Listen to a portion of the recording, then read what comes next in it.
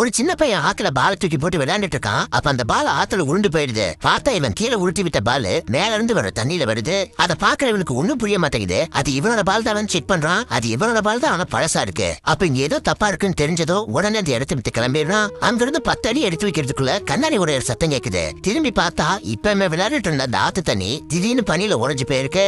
ஆக்சுவலா கொஞ்ச நேரத்துக்கு முன்னாடிதான் இந்த பனிக்கட்டி உறைஞ்ச ஆத்த தாண்டி இந்த காட்டுக்குள்ள விளையாட போயிருப்பான். அப்ப உறைஞ்சு போயிருந்த அந்த ஆறு இவ தாண்டி போனது விரிசல் விடுது. போன கொஞ்ச நேரத்திலே திரும்பி வந்து பார்த்தா அந்த ஆறு தண்ணியா ஓடிட்டு இருக்கு. அதை செக் பண்றதுக்காக தான் அந்த பால் அதுல உருட்டி விட்டு பாத்திருக்கான். இப்ப மறுபடியும் அந்த காட்டை தாண்டி வெளியில வந்ததும் அந்த ஆறு உறைஞ்சு போறதை பார்த்ததும் பயந்து போயிடுறான். உடனே அந்த காட்டை விட்டு வெளியில வந்து பக்கத்துல அவன் அம்மா வேலை செய்யற கம்பெனிக்கு போறான். அங்க அவனோட அம்மா வெளியில வர வரைக்கும் வெயிட் பண்றான். அப்ப இது வரைக்கும் இவன் பார்க்காத ஷேப்ல ஏதோ ஒண்ணு வானத்துல பறந்து போயிட்டு இருக்கு. அதை இவன் ஆச்சரியமா பாத்துட்டு இருக்கான். கரெக்டா அவளோட அம்மாவும் இப்ப வெளியில வராங்க. பார்த்தா அவங்க அம்மா இப்ப வயசானவங்களா இருக்காங்க. ஆனா இவன் அந்த காட்டுக்குள்ள விளையாட போய் 1 மணி நேரம் ஆகுது. அதுக்குள்ள இங்க 30 வருஷம் ஓடி இருக்கு.